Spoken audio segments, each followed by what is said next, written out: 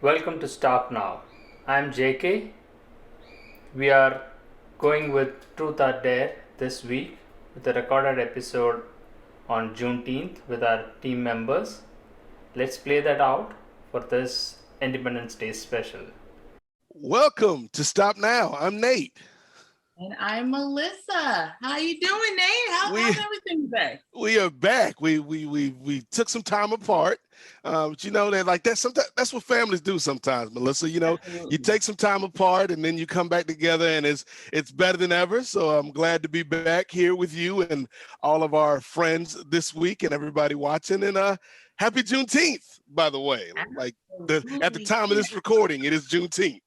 Yes, happy Juneteenth. Yes, we come back stronger and on a very special day. So I would love to hop on into this. Yes. So should we introduce the rest of our crew this week? Yes, let's do that. All right, so we have Cole today. Hey, Cole. Sorry, I'm muted. Hello, everyone. Good to see everybody. And Nate, good to see you again. Melissa, first time. Yes. Absolutely. Good to be here. Absolutely, yes. Good to have Cole aboard with us this week. We've also got JK, who is always mysteriously lurking around in the background, the puppet master pulling all the strings. Hey, JK, how are you? All right, Nate, Melissa, welcome back again. We are doing a team effort on this Juneteenth day. Like we will do this as an event later on, but then we will also post this in the July 4th episode as well. So that's about it. And we have Cole. You already have introduced him as Yep. well. He is joining our team. He's a blogger, content writer, and journalist, whatnot. And I will let him introduce himself. Welcome aboard to Stop Now Foundation, Cole. Thank you again. And we have Shiva as well, who is Yes. volunteer member. He has been there like Hey, Shiva, always good to have you on, brother. Yeah. so. The challenge is for Nate and Melissa to make him talk more. So he is a little bit shy, and from his Indian origin accent, he is struggling to get hold of him. I'm trying to push that, and maybe Cole can also do that. And I want you all to talk. I will keep quiet and do my background work. Yes. So I guess what we'll do since we've got everybody here, Melissa, you mentioned, you know, that we were going to talk a little bit about Juneteenth this week, which is now officially a federal holiday in the United States. It was signed over the weekend or towards the latter part of this week. And so I know a lot of people are just now finding out about this day and finding out about what Juneteenth is all about. And it's funny because we were talking before the show, you know, even amongst the Black community, I feel like there are certain areas where folks didn't know about this just because it wasn't taught in schools. That is very true. Over here on my part of the country, East Coast, that was not a thing. I mean, we of course knew about, the slave history. We knew about the 4th of July. We knew about all types of, events throughout time, but this was not one of them. And it was very unfortunate. So it's something that I think hopefully now more schools are going to be more aware. I know that in my state in particular, the governor, he signed something, I think it was Friday, saying that, it's going to be taught in school from here on. Like that shouldn't just be, sometimes we'll talk about it, in some schools and some, no, we're going to talk about it everywhere. So, it's a very, very important time, a date in our history. So Yeah. So for those that don't know, I guess the easiest way to kind of encapsulate Juneteenth is it's African American Independence Day, basically. You know, the Emancipation Proclamation was signed in 1862 and became law in 1863, I believe. And then it wasn't until 2 years later where you had slaves in Texas Cole. Like it took 2 years for them to get that news that, hey, you're free. And, a regiment of Union soldiers, primarily Black, made their way to Texas to let these enslaved people know, hey, this proclamation has been signed and you are now free. And so Juneteenth, Shiva, is kind of a recognition of this is the day when everybody, in theory, became free, became independent, became liberated. And so that's, basically what Juneteenth is all about. It's celebrating that, yes, it's almost like a metaphor, Cole, like that equality, that independence. It took longer than it needed to, but it finally happened in that specific instance. And so, yeah, I feel like for me, growing up in Virginia, this was something that I was taught in school. I was taught about Juneteenth. I was taught about Black Wall Street and the Tulsa Massacre. I was taught about, some of these things in history that are just now kind of coming to mainstream knowledge. And so I know there's a lot of people who have been working really hard for at least 15, 20 years, 30 years maybe, to get this thing recognized. And now it's a national holiday. And so, it doesn't fix everything, but it is a good, nice recognition. And sometimes symbolic gestures, even though some might feel they're hollow, Melissa, I do feel there is merit and there is value in recognizing history and recognizing what happened with Juneteenth. Absolutely, Nate. And I think it was an interesting point that you said that, it past few years, people really, 20, 30 years working really hard for this to be recognized, and now it is a federal holiday, but, why did it have to take so long? It's just it's a shame. And I know that there's a lot of people, like you said, different areas didn't teach this holiday. So, I mean, in the Black community, some people are like very excited. And I've seen that there's some people that are not excited, in and outside of the Black community. They're like, why now? What do we have to celebrate this holiday for now? So it's very interesting. Yeah, and this might be something that, you'd have an interesting take on, Cole, because I do feel like not even just specifically talking about Juneteenth, but when we talk about kind of these small victories in the fight for progress, in the fight for things to get better in society, sometimes it's hard to look at the small victories and take joy from them because you're like, okay, this one thing happened, but we're still struggling with all these other areas. But, for somebody, I don't know, your specific knowledge level with this holiday, but, just kind of from the outside looking in, what are your thoughts on these small steps towards progress? Yeah, I didn't know about Juneteenth at all. Actually sort of confessed to y'all earlier I didn't want to show my white ignorance, but it had not been a thing for me. I grew up in California, which is kind of a pretty progressive state, and we were taught. I don't know, they call it critical race theory now, but we were taught about slavery around 5th grade and educated on it. No, not educated on it well at all. We weren't taught anything like Souls of Black Folk or anything like that. We didn't actually read any books. We just got the history lesson.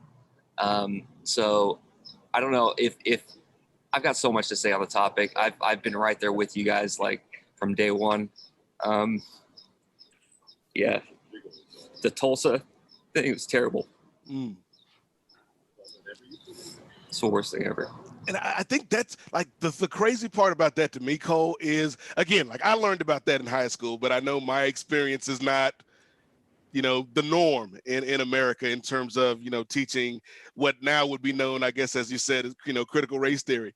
But it's crazy that I feel like the first time people had their eyes open to this was through a superhero show, the Watchmen series. And they were like, this can't have been true. This has to be something made up for a TV show. And then when they found out, like, no, this is real. And this was a prime example of that systemic racism, that systemic oppression, that hate, that caused irreparable damage and harm to not only that community in Tulsa, Oklahoma, but like to Black people in general around the country. And it's always that fight of every time you get a little bit, somebody, you know, whether that is the government or whoever, somebody wants to try to rein you in. And we're seeing that now, Cole, with a lot of these voting laws that are trying to be passed that kind of directly impact Black and brown voters. Yeah, absolutely. Right there. Well, again, right there with you. Protested alongside a lot of people when Oscar Grant was killed and when Alan Bluford was killed in California. Have been right there from the beginning, but didn't take up most recently because my fight now is intellectual, and I'm kind of a weak-armed individual. So otherwise, I'd be right there up on the police line because I think that that's the only effective way to go. That's why I'm a writer now, because I believe in the most democratic of ideals, and they're dangerous. And there is a hard power place to be, man. In words. There's power in words. Yeah, absolutely. And just so much to say here. When it comes to critical race theory, I don't know why people are against it. All I can say is what I would suggest for it. I'd say let's read W.B. Du Bois or Harriet Beecher Stowe. Actually read the book instead of filling people's heads with whatever. I mean, some people, right-wing people, think it's programming. Well, I mean, if you're talking straight into a kid's head, you know, it might be programming because you're believing in this person because they're of respectful character and they represent the government. So therefore, your trust in the government goes up. But you can't just have somebody talk directly into the kid's mind, like have them discover it on their own, but make them read an actual account or book, definitely. And like that argument, Melissa, I don't know how you feel about it, but like the idea that that's programming, like we're programmed every day in some way, shape, or form, whether it's through your educational background or whether it's through the media, you know, through the images that you see, through the news that you watch, and that can vary depending on which news channel you turn on to, Melissa. But what are your thoughts on just kind of this idea of this struggle for progress, this struggle for equality and true independence? I mean, yeah, we are definitely making some progress. I was on Twitter just yesterday, and there was a lot of people that are very excited, you know, for Juneteenth. And then there's some that are like, you know what, this still isn't enough. Okay, we have so much further to go, which is true. But I like what you said before, that, you know, we do have to take these small wins.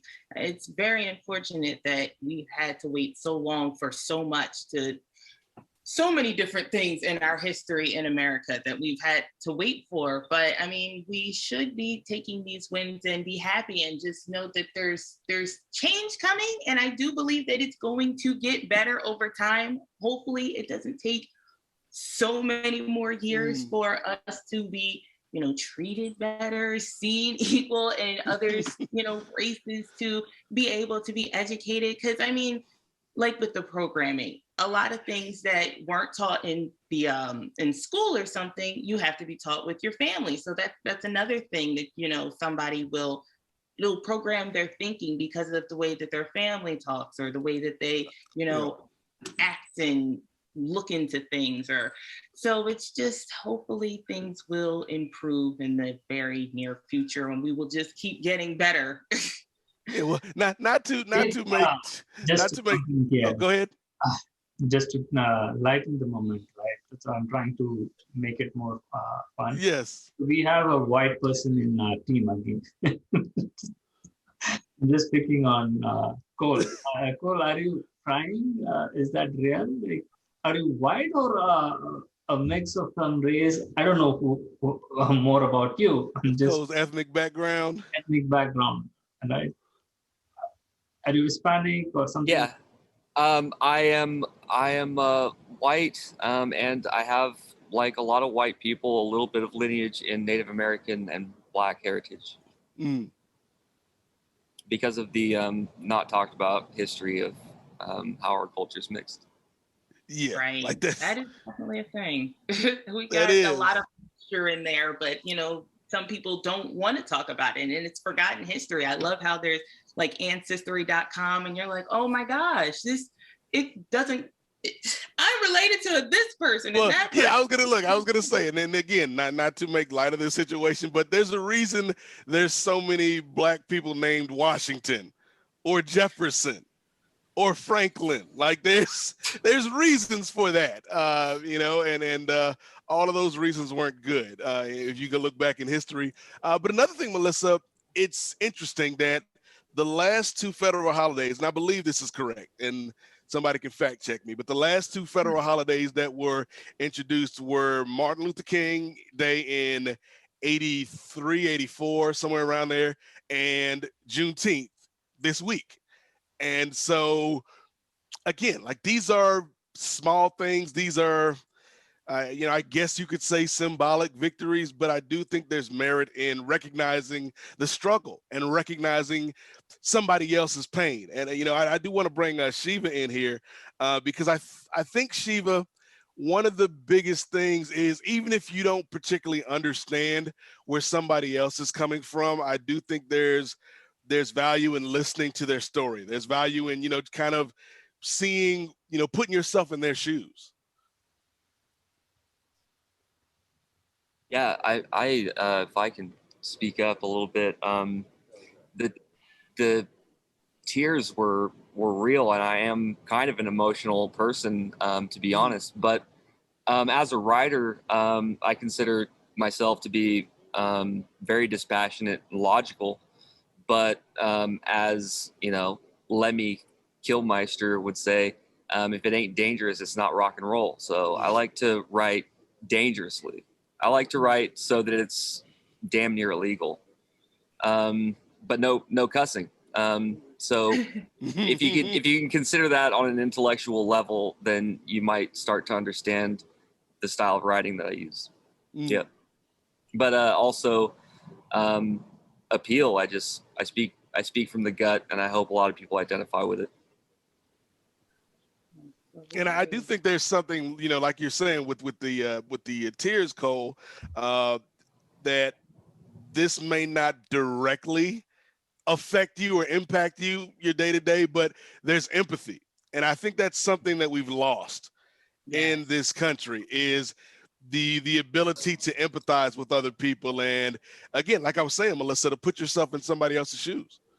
That is so true. I mean, there's so many situations that happen in this country or in this world in general, and they're like, oh, this isn't my problem. What do I have to worry about it for?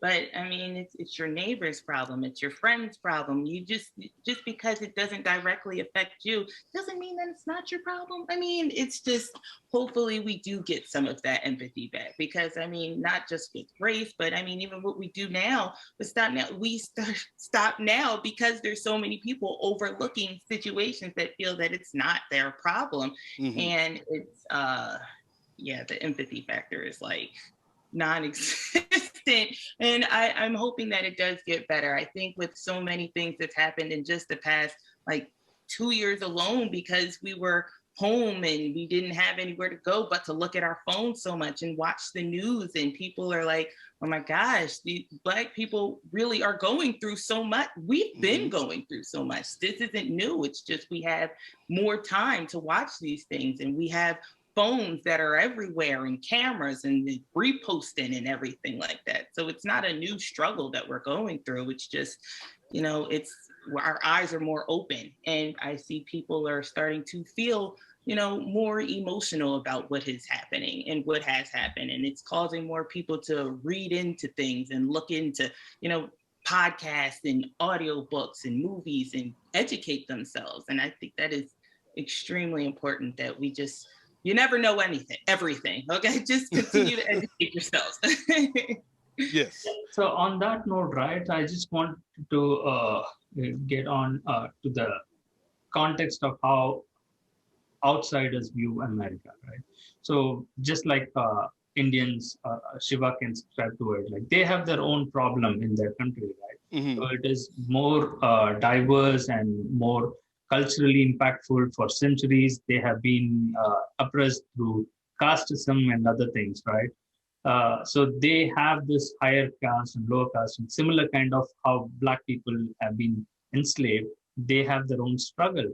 So that's why, like, people who come here, who are wealthy enough to come to America, they feel, oh, it's not my problem. Even if you remember, Nate, we did a show with Dr. Celia Williamson, right? Yes. He runs Emancipation Nation. He invited us on our podcast show as well. So for many Indians, it will be like at a higher level income, in a safer zone, in a visa. They don't care, right? What is emancipation? Like, I haven't heard about that word. What it means to me, right? If it's for the Black community, it is about their problem. Why should I worry about it, right? And we are now talking about, after more than 150 years, about uplifting the Black community, and also talking about slavery has ended in United States. No, it's not. So that's why we have this foundation. Stop now. We have to listen to the real stories. It is modified into different versions, right? So the struggle of the Asian communities is different. And through the non-immigrant visa, so the modern slavery is still alive. And Harold's story is one of the true one, right? That is tip of the iceberg. And many people, like, I would say, like, to provoke literally Shiva to share his story. That is my agenda today. And he will be quiet, not be. And he has been saying that, like, okay, Jake, you do it. You tell my story on my behalf. I'll do the lip sync. And he has a lot of story on that front. So, don't silence your voice, Shiva. If you got a story, you can tell your story, brother. You can narrate my story. Okay, that's fine, right? I mean, yes, it will take some time for you to get on to this.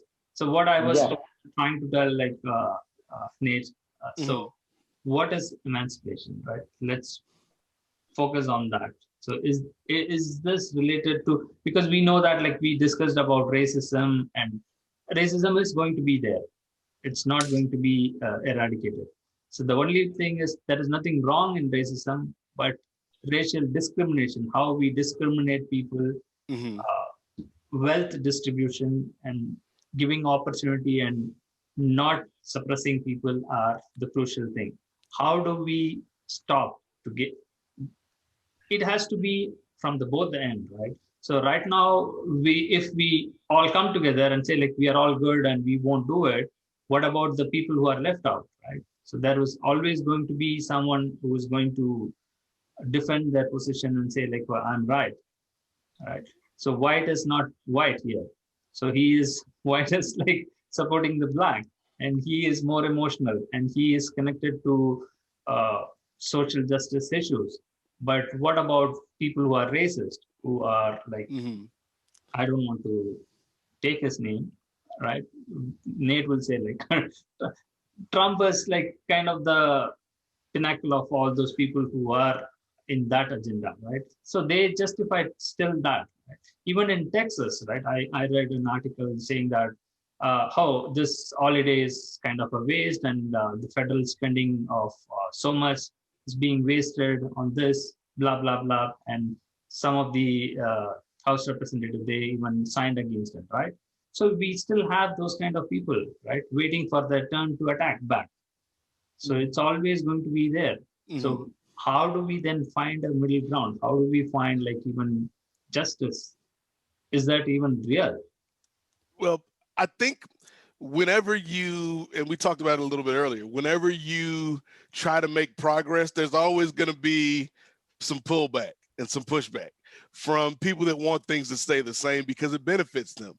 And so, like you were saying, JK, like, this is not specific to the Black community. Like, we've seen this past year, whether you're talking about the Asian community or, the LGBTQ community, like there's a lot of things that we're all going through, but for too long, I feel like we've been going through it in individual groups when it's the same struggle in many ways, where you've got a lot of people who don't have the most power, Melissa, who don't have, these and I'm trying to figure out the proper way to frame this, Cole, the weaponization of capitalism, I guess you could say, who don't have that behind them. And as some of the folks on the other side will. And with Trump, like, I don't feel like Trump was this thing that happened and then, you know, just putting it flippantly, like 40% of white people lost their minds. That's not what happened. I think there was something already there that Right. Trump magnified and amplified and gave voice to, in that there's a lot of people who want things to stay the same because that's the way they've always known it. And for things to change, they feel like you're taking away what makes my American life an American life. And so, like, that's the struggle to me, Cole, is because I don't think everybody in that camp is racist or sexist or misogynistic. I don't think so either. Maybe it's 15, 20% of them, but I don't think everybody on that side is irreparable or irredeemable, but there's got to be a way we can figure out how to bridge that gap. Yeah, I picture it. Capitalism has a lot of great elements to it. You know, basically, sometimes people feel as if, and this is a motivating factor, as if they're being put on a shelf, and that they've gotten complacent with the same old stuff. Mhm. But if you sort of get your money right, as they say, you learn to get better, and not be put on the shelf, and you know, sort of shine, gleam out a little bit from the rest of the other, you know, whatever, cans, dishes, whatever. And there are lower shelves that are out of view, and those lower shelves often are very unexpected to most people because they're on their shelf, and they're so involved in progressing their own life, you know, even beyond just sustenance. Sometimes, you know, a lot of people, even middle class people, are just struggling to get by sometimes. And they focus, they have to. And the lower shelf is left to focus on themselves too, but they've got this sort of downward momentum working against them. And the only way to describe that to me is kind of like the racism thing that people were saying was systemic.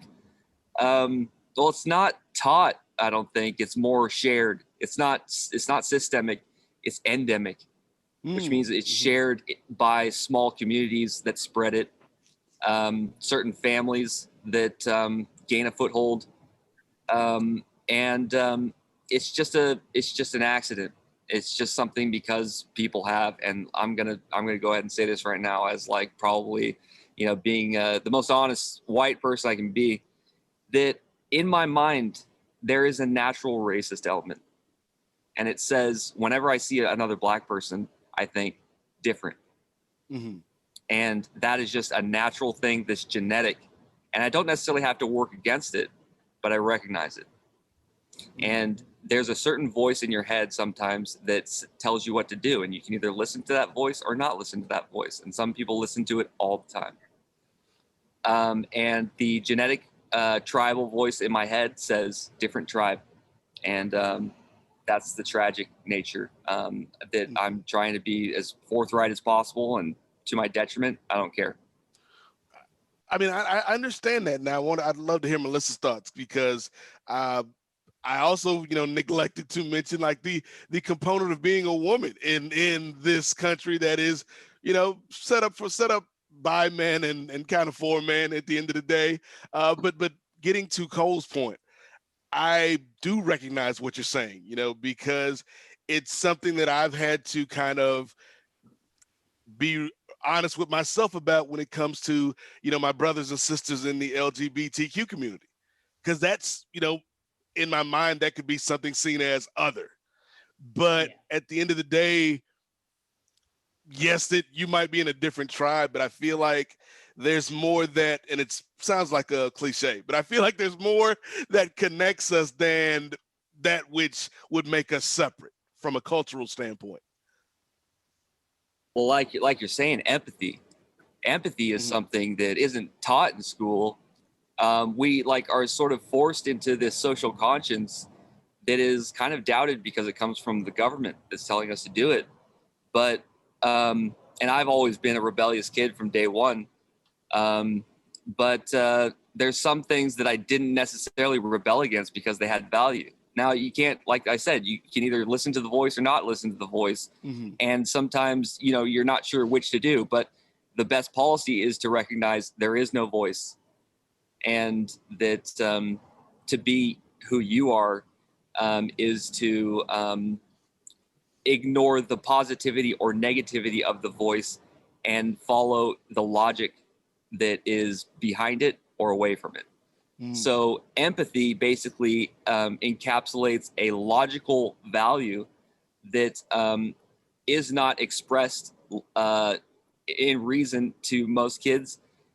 Great author, Philip K. Dick. I'll stop after this. I'm sorry, I have so much to say all the time. I'm a writer.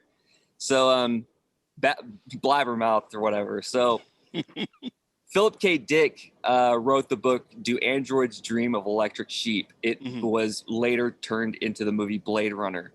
It was a totally different movie than it was a book. The book was about the fact that the robots, the test that they test the robots with is a test for empathy, and robots lack empathy. So basically, they wanted to get rid of some of these robots. They were used as soldiers, like on far distant planets, and also as kind of like servants, but they had no empathy and therefore were dangerous. And you know, basically there's this one scene where, you know, these androids are ripping the legs off of a spider. And this one guy like is just like so confused how someone could do that. How could they not feel the feeling of something that's completely different than them? How could they not identify with the difference? Do you know what I mean? So it's two separate core values. And, you know, a lot of people think Philip K. Dick is paranoid. He's not paranoid. He's more accusatory. He's kind of going on the offensive more than the defensive, calling people without empathy robots. See, I think, Melissa, first of all, like, I don't know if you caught the same vibe that I did, but that last bit that Cole was talking about kind of flashed me back to when we had our conversation a couple of weeks ago talking about the language machine and the voices in our head and whatnot. But in terms of your thoughts on this, Melissa, because as I mentioned earlier, like, even though we're both Black, like, you have a different world perspective than I do, because I've never had to navigate this world as a Black woman. And so when we're talking about just empathy, when we're talking about, you know, as JK mentioned, the idea of emancipation and liberation, you know, what are you thinking about these days in terms of where we are as a country? I mean, I would think that we have made progress. I mean, it's definitely not where it needs to be, but I mean, you know, at one point in time, there were slaves, women weren't allowed to vote. There was so much that, you know, and it's a thing now. There were people that didn't want these things to happen. And I'm not going to say that there's people that still don't want those things to happen, but, you know, there are. Died of, yes. But they started to, you know, die down. And there's something that you said, Nate, when you were talking about, you know, there's some people that don't want things to change. I'm a huge Marvel fan, Marvel movies, and it made me think of Endgame. When Thanos was saying, you know, as long as there's people here who knows what was, they're never gonna appreciate what is. Oh my gosh, it just honestly made me think. I mean, because with like older people, not to say that all older people are going to be stuck in their ways forever, but I mean, a lot of times they are. So even with like, you know, my grandmother, she's never going to be acceptive of the LGBT community. She's just not going to do it. It's just, it is what it is at this point. But then, you know, she has a family, you know, generation goes down. She has another, you know, generation, her daughters, they have no issue with it. You got the next generation, me and my siblings. We love them. Like, we are a big ally. We will hop in somebody's parade. So it's just, over time, I'm just hoping that becomes a thing. Like back then when they didn't want women to vote, there were so many people that were against it for so long, but then you go down to the next generation and they're used to it. So they're like, I don't know about this. You go down to the next generation and it's like, okay, this is a thing. So I'm hoping that, we just have to put these things in place. Like, people you could just go outside and you see Emmett Till, he whistles woman, Yeah. that was okay. Things happen like that, or people are hung, that was okay. But then you start putting certain things in place and they're not going to say that they don't happen, because these things still do happen, but it's just not as socially acceptable. So over time, next generations, they're like, you know what, that certainly was not cool. So, I mean, I think that, of course, racism and all that is still going to be around. But I think over time, more generations, they see that it doesn't have to be like this. I think that's a good point, Melissa, because, JK asked earlier, how do we solve this? How do we get justice? And I think a large part of that equation, Cole, is time, unfortunately, because, just thinking about a lot of things that happened specifically with the civil rights movement. Like, people today can look at the grainy footage of, the marches and the protests and, oh, that happened a long time ago. And it's like that, like there's some people alive who went through that right now. And so the idea of this struggle, not just for Black people, but for every kind of disenfranchised group, it takes time. But I do think we're getting there slowly but surely. As Martin Luther King said, the moral arc of the universe is long, but I believe it ultimately bends towards justice. Like, I've seen the way, like Melissa was saying, Cole, like my nieces and nephews are with different kids, whether they're different racial groups or, different gender orientations or sexualities, if they identify with that at that age. Like, they are so much more open than even we were, when I was in high school in the 90s, And so I feel like things are changing, things are getting better, but it takes time and it takes endurance, because I think that's something else that I saw this past summer, Cole. I saw a lot of, and I'm gonna bring this to you, but I saw a lot of like my white brothers and sisters that were down for the struggle last year in the middle of everything. And just, I get that it's human nature. Like it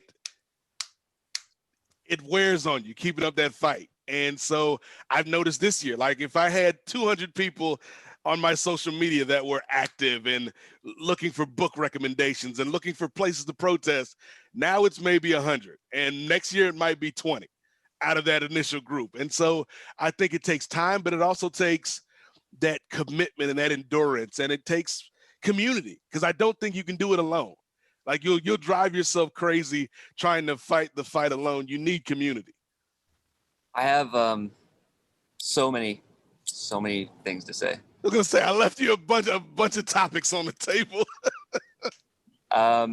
And I believe I can remember them because my will to talk provides it. So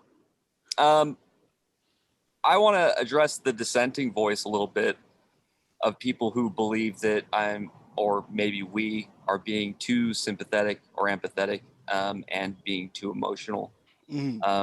Because some people do see it as a lack of proper logic, or to follow our emotions too hard or too much.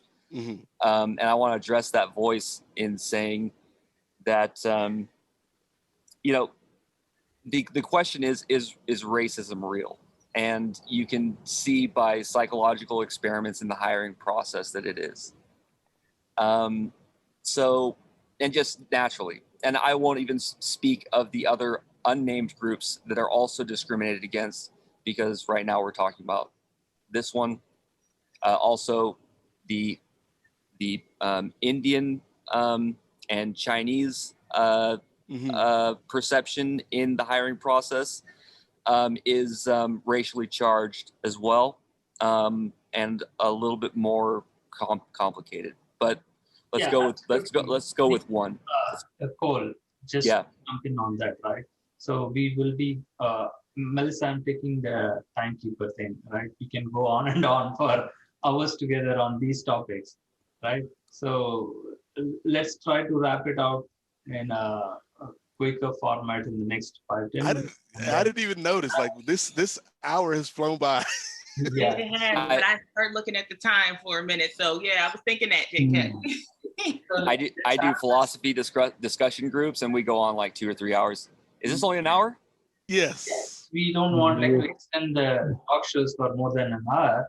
And initially we started with 30 minutes and it extended to 40, 45, and then now even an hour.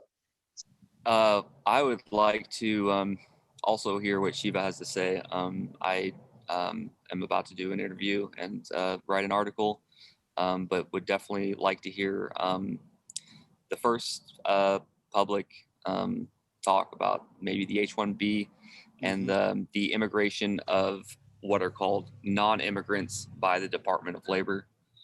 I'm interested in that topic, and I would definitely love to hear the presentation or that might describe it. If you Yes, can. I'm there, but I'm not ready for presenting myself today. Maybe Okay. JK know more about me, and he can present what happened and what story is going on. Okay, and if you read a little bit about it, this H-1B visa, you know that it can be life-threatening and very hard.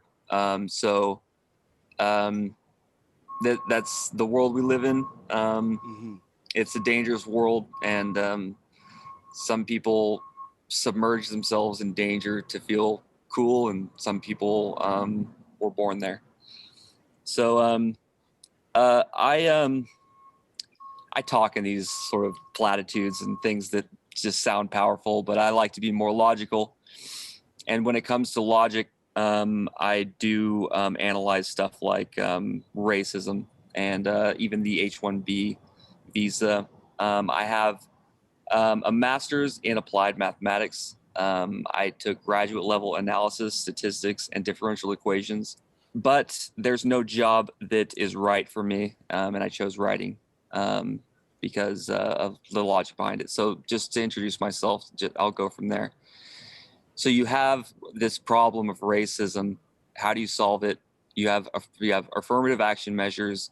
You have other social service measures. So the question is, how much is enough to perfectly offset the injustice that they feel? And you're dealing with different variables a lot of times, and an emotional cost versus a monetary cost are different, just like how punishment of a crime with the time of lifespan is different than the actual incursion of the crime. This is the way that we're sort of bogged down right now with our I don't know, I don't want to be like reveal my heroes too much, but a synthetic revenge that satisfies neither the victims or the family, and is carried out by something that basically now looms over us and can enforce it for any law that it wants to create. I'll stop there. For the H-1B visa, you have the problem of, so you have 85,000 H-1B visas that are issued every year. 65,000 for